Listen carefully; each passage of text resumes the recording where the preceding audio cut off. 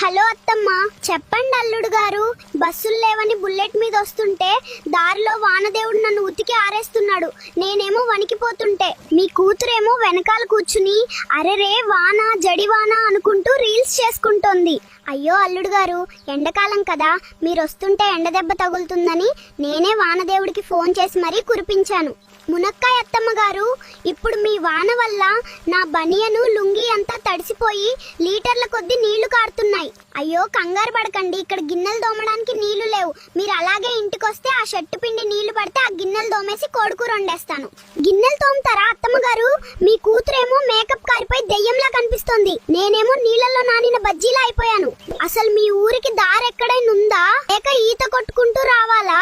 అయ్యో నా బిడ్డ మేకప్ గారిపోయిందా అల్లుడు గారు? మీరు ఆ వానల్లో కొట్టుకుపోయినా పర్లేదు, నా సుకుమారి కూతురికి ఒక్క చినుకు తగలొద్దు.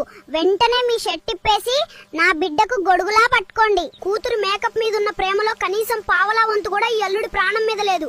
ఆ కోడికూర మీరే తినేయండి, నేను ఈ వానలో పడి ఎక్కడికైనా కొట్టుకుపోతా.